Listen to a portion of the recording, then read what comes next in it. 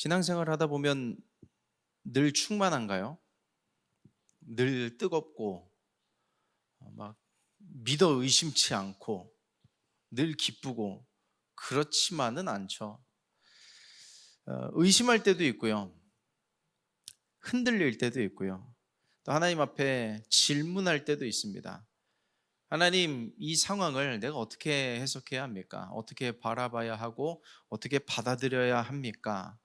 질문을 할 때, 의심할 때, 흔들릴 때가 있습니다. 그러면 믿음이 없는 걸까요? 아니요, 그렇지 않습니다. 믿음이라고 하는 것은요, 의심이 0%인 상황을 말하는 게 아닙니다. 한국교회의 부흥에 있어서 큰 역할을 감당하셨던 하용주 목사님이라고 계십니다. 아마 아는 분들은 다 아실 거예요. 돌아가시기 얼마 전에 어느 잡지사의 기자가 찾아가서 인터뷰를 했는데 그 내용이 이렇습니다.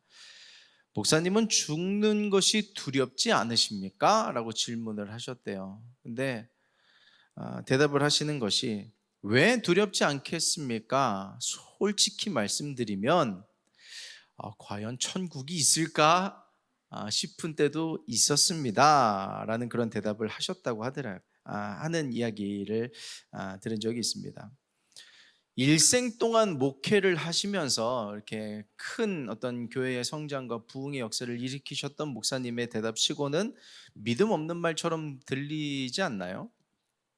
그럼 목사님은 정말 천국이 믿어지지가 않아서 그런 고백을 하신 걸까요? 아니요, 그렇지 않죠. 믿어 의심치 않는 그 어떤 것도 때로는 정말 큰 어떤 두려움 앞에, 위기의 순간 앞에 잠시 잠깐은 흔들릴 수 있다는 것을 이야기하는 것입니다. 우리는요, 일생 동안 의심과 싸울 거예요. 평생을 신앙생활을 하는 동안에 있어서 늘 충만하지만은 않을 것입니다. 그런데 거기에요, 믿음 있는 자의 역설이 나타날 거예요. 뭐냐면 내 안에 의심이 들어옵니다. 그럼 의심을 가만히 냅두나요? 그 의심과 싸우겠죠. 그 의심과 싸우면서 의심을 하지 않는 자리로 나아가게 될 거예요. 그래서 우리는 어떤 사람이냐면 의심을 통해서 뒤로 물러나는 사람이 아니라 의심을 통해서 믿음이 자라나는 은혜가 있기를 예수님의 이름으로 축복합니다. 우리 안에 바이러스가 들어오면 그렇잖아요. 바이러스가 들어왔을 때 이 바이러스는 내 운명이고 팔자련이 하고 끌어안고 평생토록 사는 사람이 있나요? 약 먹고 이겨내면서 더 큰 면역력을 가지고 우리가 건강한 삶을 더 살아가게 되는 거잖아요. 아무런 감기 한 번 안 걸리고 그냥 무균 무탈하면서 살아가는 것만이 건강한 것이 아닙니다.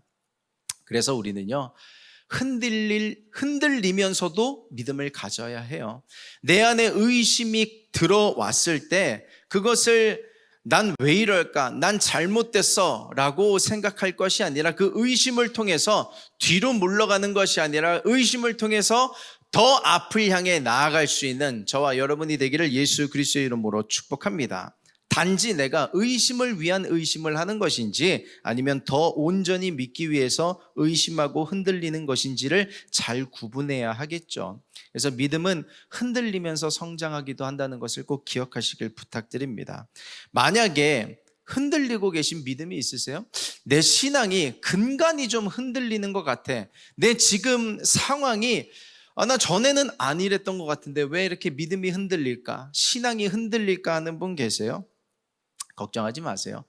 성장하는 중인 줄 믿습니다. 하나님은 모든 것을 합력하여 선을 이루신다고 우리의 의심과 하나님을 향한 의문과 질문마저도 사용하실 것을 믿습니다. 오늘 우리가 본문을 읽었는데요, 바울과 실라가 옥에 갇혔습니다. 왜 옥에 갇혔나요? 전도 여행을 하고 있는데 바울과 실라가 어느 날 길을 가다가요, 누굴 만났냐면 귀신 들린 한 여인을 만나요. 그 귀신 들린 한 여인이 누군가의 종인데 귀신 들렸으니까 그거를 뭐에 사용하냐면 점치는 데 사용을 하는 거예요. 점 봐주고 돈 받고 그 여 주인이요. 그래서 주인에게 큰 돈을 벌어다 주는데 어느 날 그 여종이 바울 일행을 발견하고 졸졸졸 따라다니면서 외치는 것이 지극히 크신 하나님을 나타내는 종이다, 하나님을 섬기는 자다 하면서 힘들게 하는 거예요. 쫓아다니는 겁니다. 하루 이틀 하는 게 아니라 여러 날 반복하는 거죠. 그래서 바울이 안 되겠다 싶어서 귀신을 내쫓습니다. 귀신이 사라졌죠? 그럼 이제 점을 못 칩니다. 그래서 그 귀신 들렸던 여인의 주인이요, 화가 나요. 돈을 못 버니까. 그래서 고소를 해버립니다. 바울과 실라를 고소를 해버려요. 무슨 죄목으로 고소를 했는지도 모르겠는데 아무튼 고소를 한 겁니다. 그러자 그 빌립보 지역에 있었던 관원들이요, 바울과 실라를 잡아다가 옷을 벗기고 때리고 감옥에 가두었던 사건이 오늘 읽었던 본문입니다. 우리가 한번 본문을 19절부터 읽었는데요, 길어서 이 상황이 시작되는 16절을 한번 확인해 보도록 하겠습니다. 사도행전 16장 16절 우리 같이 읽도록 하겠습니다. 시작. 우리가 기도하는 곳에 가다가 점치는 귀신 들린 여종 하나를 만나니 점으로 그 주인들에게 큰 이익을 주는지라. 아멘. 감옥에 어쩌다가 갇혔냐면요, 어느 날 기도하는 곳에 가다가 이런 일이 벌어났어요. 귀신 들린 자를 고쳐주다가 감옥에 갇혔어요. 여러분이라면 받아들일 수 있을 것 같나요? 내가 술집을 가다가 이런 일이 벌어진 것도 아니야. 내가 도박하러 가다가 이런 일이 벌어진 것도 아니야. 내가 기도하러 가다가, 예배하러 가다가, 교회 가다가 이런 일이 벌어진 거예요. 이해가 안 될 수 있는 지점을 지금 바울과 실라가 만난 것인데요, 여러분에게 주님 도대체 이거 왜 이러십니까? 하는 그런 질문이 튀어나올 법한 그런 어느 날이 찾아오셨나요? 이 16절을 영어 성경으로 보면 once로 시작해요. 어느 날 하면서 그냥 갑자기 찾아 들어온 거예요. 예고도 없이 깜빡이도 없이 훅 하고 들어온 겁니다. 그런 누군가가 있다면요, 이런 이야기를 나누고 싶어요. 저나 여러분이나요, 우리가 잘못한 게 아니에요. 내가 잘못한 게 아닙니다. 여러분이 잘못한 게 아니에요. 여러분, 믿음 따라 살고 있었던 거예요. 믿음 따라 살고 있다가 그냥 일어날 일이 벌어지게 된 것입니다. 아무런 도전도 하지 않으면요, 아무런 성공도 없습니다. 아무런 도전도 하지 않으면 아무런 실패도 없어요. 신앙도 마찬가지입니다. 아무런 기도도 하지 않고 아무런 예배도 하지 않고 있다 보면요, 아무런 믿음도 갖지 않다 보면요, 실망할 일도 없어요. 그래서 내 안에 주님, 나 기도하고 있었는데, 예배하고 있었는데 왜 나에게 이런 일이 일어났나요? 하는 분이 계시다면요, 자신을 좀 다독였으면 좋겠어요. 그래도 나 잘하고 있었구나. 바울과 실라도 기도하러 가던 중에, 사역하던 중에 이런 일이 일어났는데, 하나님의 일을 하던 자들에게, 하나님의 뜻대로 살아가던 자들에게도 이런 일이 일어나는구나, 나 잘하고 있었구나라고 스스로를 좀 다독였으면 좋겠습니다. 믿음이란 거 우리 너무 거창하게 바라보지 않았으면 좋겠어요. 태산을 옮길 만한 그런 믿음이 내게 없다 하더라도요, 나라를 구하는 어떤 다니엘과 같은 믿음은 없다 할지라도요, 하나님이 이런 나를 사랑하시고 만들어가고 계심을 믿는 믿음이 있기를 축복합니다. 나는 어떤 사람이냐면요, 옆 사람을 보세요. 옆 사람이 어떤 사람이냐면 하나님이 인정하시는 사람이에요.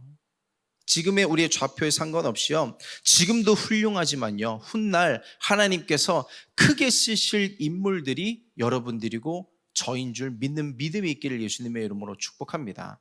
지금 우리의 인생 가운데 나타난 그 모든 사고에 대해서 염려하지 마세요. 반드시 하나님께서 선으로 바꿔 주실 줄 믿습니다. 점치는 귀신이 어떤 외침을 하나요? 17절입니다. 우리 같이 합독합니다. 시작. 그가 바울과 우리를 따라와 소리질러 이르되 이 사람들은 지극히 높은 하나님의 종으로서 구원의 길을 너희에게 전하는 자라 하며. 귀신이 귀신같이 알았어요. 바울이, 신라가 하나님을 섬기는 사람인 줄 기가 막히게 알았어요. 예수님이 사역하실 때도요, 예수님의 정체를 알아보고 귀신들이 달려들었어요. 이는 하나님의 거룩한 자다 하고 외쳤던 것처럼 무당이 알아보는 것입니다.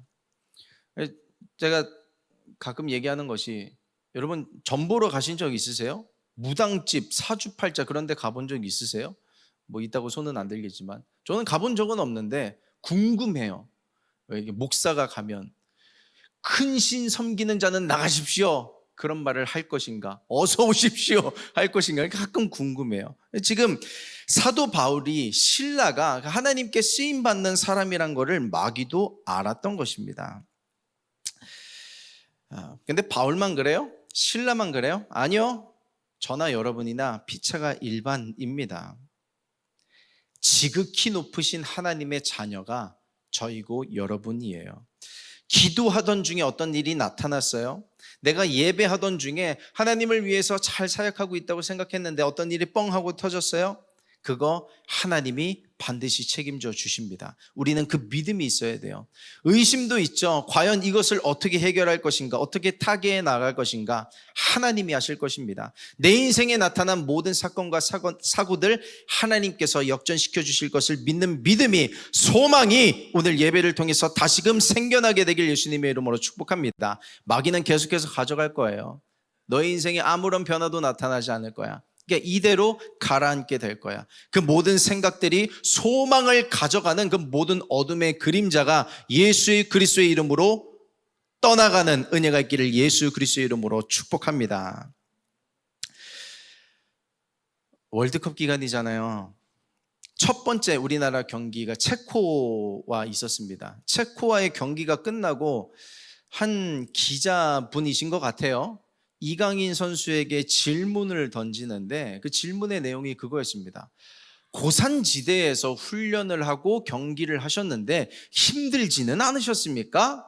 이강인 선수의 대답이 뭐냐면 뭐 그렇게 힘들지는 않았습니다. 그리고 우리는 그렇게 딱히 그런 것들을 신경 쓰려고 하지는 않습니다. 그런 답변을 들었음에도 불구하고 또 질문하는 게, 아니 그래도 고산지대가 좀 힘들다고 하는데요. 마치 이제 답을 정해놓고 힘들다고 얘기해줘 라는 듯이 계속해서 그런 질문을 하는 거예요. 자, 그런 인터뷰를 보면서 그 기자분의 질문이 조금은 아쉽다라는 생각을 했습니다. 어떤 인터뷰의 질문을 들어보면 얼마나 고심을 하고 얘기를 했을지 조금 엿볼 수 있는 그런 대목들이 있잖아요. 물론 경우에 따라서는 일부러 쉬운 질문을 하기도 하지만 그런 질문 가운데 약간 아쉽다라는 생각이 들었던 건 사실입니다. 우리가 여러 가지 상황 속에서 하나님께 질문할 때가 있습니다. 하나님 왜요? 무엇 때문입니까? 여러 가지 질문을 할 수 있는데요. 질문의 수준을 높일 수 있는 저와 여러분 되기를 소망합니다. 그러면 뭐가 질문의 수준을 높이는 걸까요? 이런 질문 저런 질문 많이 생각해보고 AI한테 물어보면 그것이 질문의 수준을 높이는 걸까요? 뭐 그럴 수도 있겠지만 성경대로 하면 되는 것 같아요. 성경대로.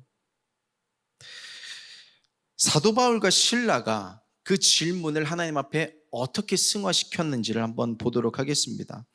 고발당했어요. 옷이 찢겨져 나갔습니다. 매를 맞았어요. 감옥에 갇혔습니다. 감옥이 뭐 이렇게 나이스한 곳이 아니잖아요. 지금 감옥도 좋지 않은 형편이겠지만 그 감옥에 들어가면 축축하고 눅눅하고 벌레가 득실득실거리고 거길 들어가야 되는 거예요. 복음 전하다가 사역하다가. 근데 그들 앞에 했던 하나님 앞에 했던 그들의 행동이 오늘 읽었던 본문 가운데 있는데 너무나 유명한 장면이죠. 우리 같이 합독해 보도록 하겠습니다. 시작.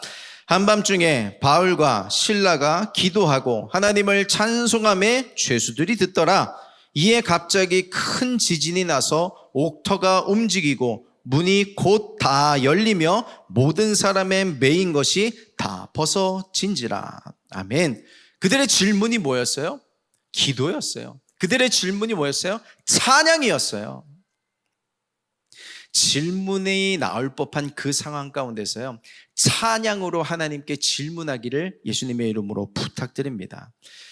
여러분 오늘 어떤 마음으로 찬양하셨어요? 찬양하는데 믿음의 고백을 하고요.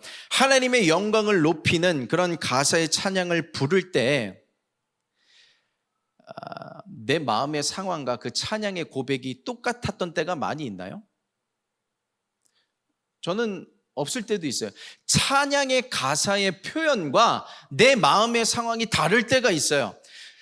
찬양은 부르고 있는데 찬양의 내용과 내 삶의 내용이 전혀 상반된 때가 있어요, 없어요? 저만 있어요? 있어요. 그럼 그럴 때 찬양을 안 해야 되나요? 이건 솔직하지 못한 표현이야. 나는 진심이 아니니까 찬양할 수 없어. 그러면 되나요? 아니요. 그럼에도 불구하고 찬양하는 거예요.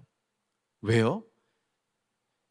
내 수준의 내 삶의 형편의 찬양을 끌어당겨서 찬양의 가사의 내용을 바꾸는 게 아니라 내 삶은 그렇지 않지만 내 마음은 그렇지 않지만 찬양의 고백을 하면서 내가 거기에 맞춰가는 거예요. 우리의 믿음의 고백대로 믿음의 표현대로 내뱉은 하나님을 찬양한 그 고백대로 우리의 삶이 되어지는 겁니다. 찬양하면서 딴 생각하는 분 계세요? 기술도 좋아요. 우리는요 찬양하면 그 순간만큼은 집중하게 됩니다. 내 현실은 그렇지 않지만 되어질 상황들을 노래하게 되는 거예요. 그래서 내뱉은 그 고백대로 되어져 가는 것입니다. 나침반 흔들어 보셨어요? 저 초등학교 때 나침반 많이 갖고 놀았거든요. 아무리 흔들어도 열어보면요 북쪽을 가리키고 있어요. 찬양이 그렇게 되는 거예요. 내 삶에 지진이 났어도 찬양하다 보면요 어느 순간 하나님께서 가리키시는 방향으로 내 삶이 흘러가게 되는 거예요. 여러분 그러므로 상황에 내 삶을 맞추는 것이 아니라 상황이 되어지는 대로 내 생각과 마음이 영원히 끌려다니는 것이 아니라 찬양에 내 상황을 내 감정을 맞추는 저 여러분 되기를 축복합니다. 질문을 찬양으로 바꾸는 거예요. 이게 질문의 수준을 높이는 것입니다. 찬양은요 할 거 없어서 하는 게 찬양 아니에요. 찬양은 무기입니다. 이 영적인 세계를 우리가 안 믿어지면 찬양해서 뭐해? 아무런 것도 안 달라지는데. 아니요, 찬양은요 할 거 없어서 하는 게 아니라 강력한 무기예요. 내가 보이지 않는 그곳 가운데서 하나님께서 천군 천사를 파송해서 일하게 하시는 능력이 찬양 가운데 있는 거예요. 내 삶의 감정이 무너진 그 자리에 들어가서 찬양을 시작해 보세요.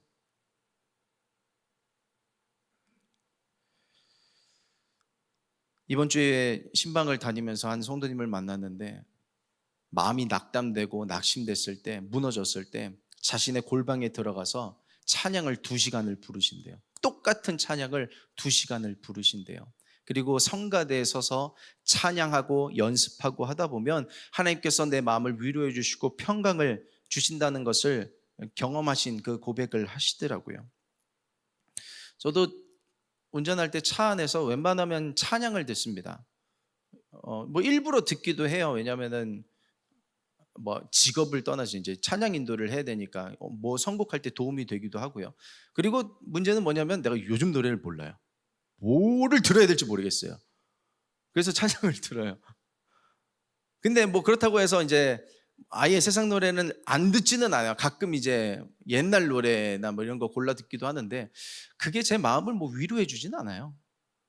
그게 제 마음을 뭐 새롭게 해주진 않아요. 뭐 소망을 주거나 없던 생명을 주거나 그렇진 않아요. 뭐 그렇다고 여러분 뭐 노래 듣지 마세요, 뭐 음악 듣지 마세요 하는 건 아닙니다. 근데 찬양에 생명이 있는 걸 느껴요. 내가 부르고 들으면서 내 영이 살아나는 것을 느끼는 것입니다. 찬양한다고 뭐가 달라지냐고요? 오늘 이 25절에 바울과 실라가 했던 기도하며 찬송했더라는 표현은요 현재 분사예요. 계속해서 하는 겁니다. 한 번 하고 끝나는 게 아니고요. 기도하고 찬양하고 찬양했다가 기도하고 찬양했다가 기도하고 기도했다가 찬양하고 계속해서 반복하는 것입니다. 기도가 찬양 위에 올라타서 하게 될 때가 있어요. 기도실 가보면 우리가 보통 찬양을 틀어놓고 하잖아요. 그냥 기도할 때도 있습니다. 그 자체에도 능력이 있죠. 찬양 자체에도 능력이 있는데 그 찬양과 기도의 능력이 합쳐질 때요 어마어마한 능력을 발휘하게 됩니다. 여러분 그래서 기도가 잘 안 되는 분 계세요? 찬양을 한번 부르고 시작해 보세요. 아예 하다못해 찬양을 틀어놓고라도 해보세요. 찬양에 내 기도가 끌려가는 것을 경험하게 될 것입니다. 여러분, 그래서 우리의 삶 가운데 찬양의 자리, 찬양의 시작, 찬양의 어떤 그 공간과 시간을 회복할 수 있기를 축복합니다. 저는 이 모든 사람이 누렸으면 좋겠어요. 우리 MIJ 우리 찬양팀 중에 이제 다리가 다쳐서 지금 못 나오고 있는 청년이 있잖아요. 통화를 하는데 그런 얘기를 해요. 가끔은 저 교회 이렇게 사역하러 나갈 때 힘들 때도 있고, 때로는 정말 하나님께 죄송하지만 귀찮을 때도 있었는데 못 나가고 못 하다 보니까 너무너무 사모가 돼요. 그런 얘기를 하더라고요. 저는 그 찬양의 기쁨을, 찬양의 자리를 최대한 많은 분들이 누렸으면 좋겠어요. 마치 이 말씀이라고 하는 게 목사의 전공이 되어야 하지만 모든 성도님들이 읽고 누릴 수 있는 축복인 것처럼 찬양도 많은 분들이 누릴 수 있는 축복의 통로가 되기를 소망합니다. 중국의 한 교회에서 어떤 한 목사님을 초대를 했대요. 왜냐하면 이제 세례를 좀 베풀어 달라고. 그래서 그 어느 목사님이 중국 교회에 초대를 받아서 세례를 베풀기 위해 이제 가는데 날짜가 바뀌고 장소가 계속해서 바뀌더래요. 왜요? 공안이 찾아올까봐. 정말 영화와 같은 일이 그렇게 벌어지는 거예요. 날짜도 바뀌어, 시간도 바뀌어, 장소도 바뀌어. 결국 안내를 받아서 어느 한 가정집에 들어가는데 이렇게 거실에 한 30명 정도가 모여 있는 거예요. 거기서 이제 예배를 드리고 세례를 행하는데 그 예배와 세례 자체에서도 그 이제 초대받아서 가셨던 목사님이 이제 세례를 받으면서 은혜를, 예수 그리스도를 영접하는 것을 보면서도 은혜가 되기도 했지만 특히 감동이 되었던 포인트가 하나 있으시더래요. 그게 뭐냐면 이제 현지 사역자분이 이제 목사가 아니시기 때문에 뭐 여러 가지 이유로 본인이 직접 세례를 집례를 못 하셨겠죠. 그래서 이제 다른 사역자를 초청하셨을 것인데 현지에 계신 사역자분이 자 이제 우리 같이 찬양을 하겠습니다 하고 이제 찬양 인도를 하시는데 예를 들어서 찬송가 중에 나의 갈 길 다가도록 예수 인도하시니 그런 찬양이 있잖아요. 우리 이 찬양을 부르겠습니다 하고 30명이 그냥 갑자기 부르면 어떻게 되겠어요? 뭐 날짜 바꿔가고 장소 바꿔가면서 그렇게 모였는데 발각이 될 거 아니에요. 뭐 옆집에서 신고가 들어가면 경찰이 올 거고. 그래서 우리 찬양을 부르겠습니다 하는데 입모양만 내세요. 소리를 내지 마시고 입모양만 저를 따라서 우리 같이 부르겠습니다 하면서 이렇게 입모양으로만 찬양을 하는데 와, 그 소리 없는 찬양 가운데도 하나님께서 운행하시는 것, 하나님께서 그 찬양을 정말 기쁘게 받으시고 이게 입만 벌리는 찬양인데 하늘나라에서는 정말 크게 울리겠구나라는 것을 경험하셨대요. 얼마 전에 며칠 전에 있었던 집회였던 것 같은데 연예인 중에 권오중이라고 아시죠? 그분이 이제 간증 집회 같은 걸 하시는데 찬양에 대해서 이제 짚은 부분이 있더라고요. 제가 클립으로만 봤는데 청년 집회였나 봐요. 청년 여러분 오늘 찬양하면서 뜨겁게 찬양하셨죠? 은혜 많이 받으셨죠? 울기도 하셨죠? 그런데 그 경험했던 은혜를 찬송가, 옛날 찬송가를 부르면서도 경험하실 수 있겠습니까? 라는 질문을 했대요. 그런 옛날 찬송가를 부르면서 똑같은 은혜를 경험하지 못한다면 여러분이 하셨던 찬양은, 여러분들이 받으셨던 은혜는 점검해 보셔야 됩니다 라는 이야기를 하더라고요. 물론 우리가 생각해 볼 부분이 굉장히 많이 있기는 하지만요, 이렇게 한번 이렇게 생각해 볼 수 있는 지점이기도 해요. 내가 찬양하면서 정말 하나님 앞에 은혜를 경험하고 있는가? 중국의 그 교인들은 마음껏 부르고 싶어도 부르지 못하는 찬양을 나는 어떻게 대하고 있는가에 대한 이야기인 것입니다. 찬양의 본질이 회복되면요, 내가 살아요. 찬양이 내 안에 뜨거워지면요, 우리의 영이 살아납니다. 이거 근데 뭐 말로 하면 뭐해? 여러분 삶의 자리에 가서 찬양을 해보세요. 예배의 시간에 찬양으로 승리해 보세요.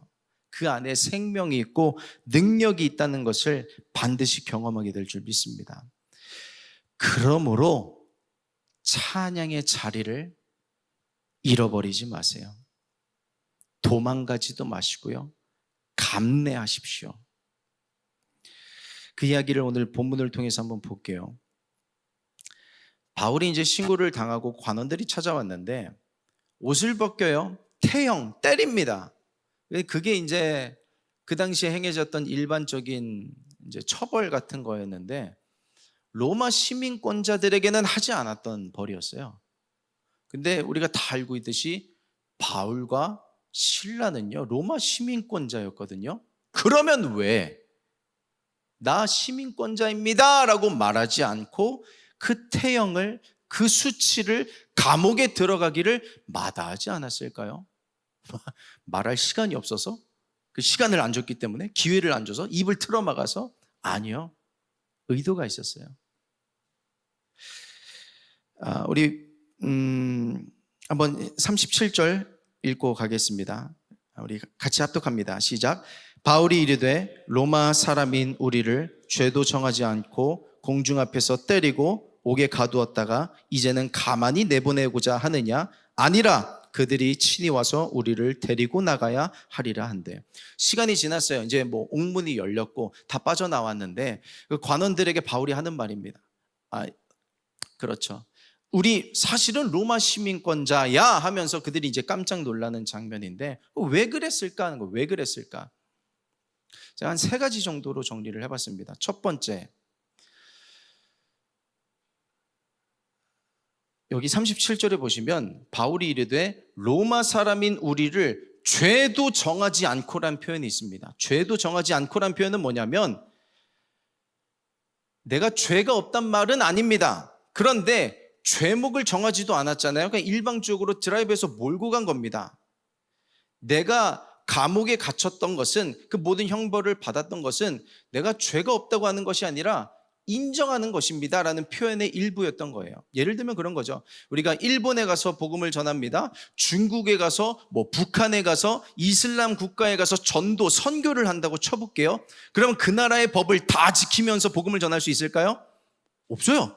사실은 우리는 조금씩 범법을 하면서 선교를 하고 전도를 하는 거거든요. 바울이 그런 지점을 인정하는 거예요. 왜냐하면 이 바로 사건 이전에 빌립보에 교회가 세워졌거든요. 루디아와 그의 가족들이 예수를 믿게 되면서 그의 가정이 교회가 된 거예요. 빌립보 교회가 그렇게 시작이 됐는데 그렇게 시작된 교회가 바울에 의해서 세워졌는데 나중에 안 좋은 평가를 받지 않기를 원했던 거예요. 마치 연예인들이 병역 기피에 대한 어떤 의혹이 불거졌을 때 그럼 나 차라리 군대 갔다 오겠습니다 라고 하는 것처럼 내가 감당할 게 있으면 해야 되겠습니다. 그러니까 빌립보 교회를 지키기 위해서 감내할 것을 감내했던 거예요. 나 감옥 가기 싫다고 도망가 버렸으면 그 빌립보 교회는 나중에 사람들의 손가락질을 받는 교회가 됐을 수도 있는 거였거든요. 감내할 거를 감내하는 겁니다. 두 번째, 물론 결과론적인 것이긴 하지만요, 바울이 감내할 것을 감내하면서 어떤 일이 일어나게 돼요? 그냥 감옥 문이 열렸더라가 아니라 그 옥에 갇혔던 모든 사람들이 다 풀어지고 간수 한 사람과 그의 가족을 예수 믿게 하는 통로로 쓰임을 받게 됩니다. 만약에 바울이 거기서 도망쳤다면 나는 잘못 없습니다. 손 털고 나 시민권자입니다. 카드 쓸게요 하고선 그냥 없던 것처럼 하고 갔다면요, 그 간수 한 사람을, 간수의 가족을 구원하는 일도 없었을 거예요. 그 간수와 그의 가족들이 나중에 어디 갔을까요? 빌립보 교회로 갔겠죠. 하나님은 아셨던 거예요. 바울이 그것들을 감내할 수 있도록 하나님께서 역사하셨던 것이겠죠. 세 번째, 바울이 왜 자기가 시민권자임을 밝히지 않았는가? 저는 이 세 번째가 가장 중요하다고 생각을 합니다. 뭐냐면 예수의 고난에 동참하는 것이 복음 전파의 열쇠라는 것을 바울은 알았던 거예요. 우리 한번 보겠습니다. 빌립보서 3장 10절 말씀 우리 같이 읽겠습니다. 시작. 그리스도와 그 부활의 권능과 그 고난에 참여함을 알고자 하여. 한 구절 더 보겠습니다. 골로새서 1장 24절이요. 시작.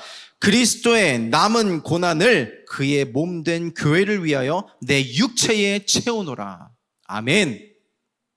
그리스도의 남은 고난이 있다는 거예요. 예수님께서 십자가를 지시고 부활하셨던 그 순환의 사건이 그날 하루로 끝난 것이 아니라 예수를 따르는 자들에게 감당해야 할 남은 고난이 있다는 것입니다. 그 그리스도의 남은 고난을 내 육체에 채우면서 복음이 전파되기를 기대했던 거예요.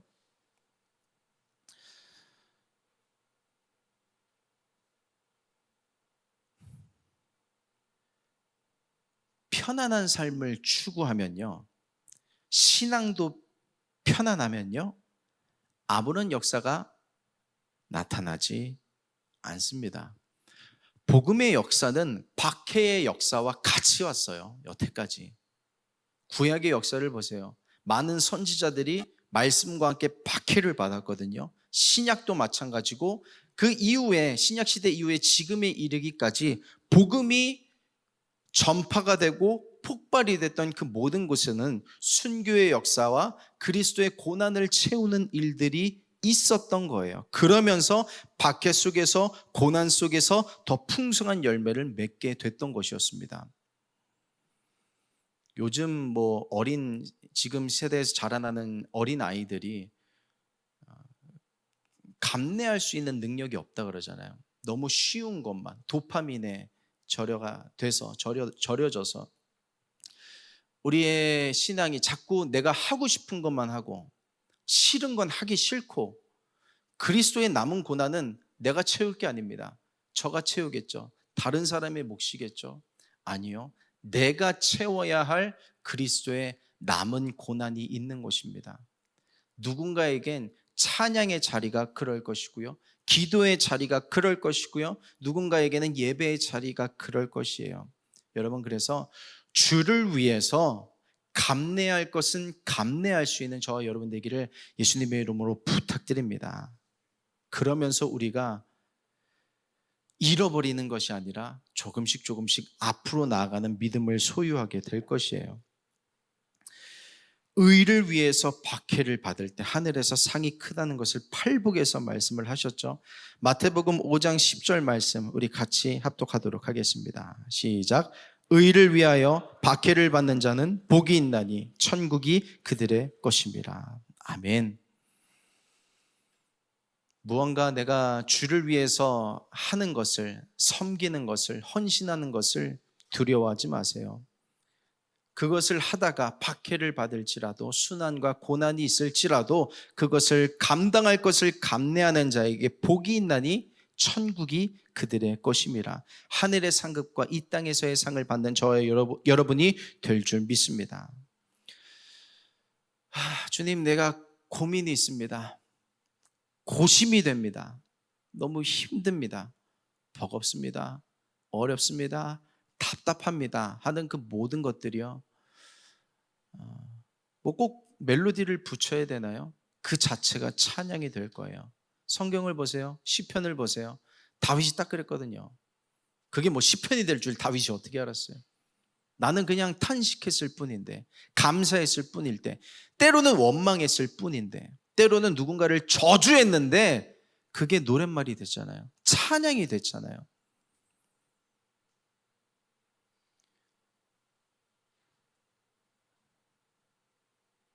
우리가 좋아한다 그래야 되나? 눈여겨보는 욥이라는 인물도 그의 고백이 지금 많은 찬양의 노랫말로 바뀌어졌잖아요. 그리고 오늘 담임 목사님께서도 말씀하셨지만, 인용하셨지만, 나의 삶이, 나의 고백이 책에 쓰여졌으면, 기록되었으면, 그러니까 억울하다는 거예요. 그러면서 하나님의 은혜를 경험하게 되는데, 우리의 탄식이, 우리의 아픔이, 우리의 슬픔이 하나님은 다 기록하고 계십니다.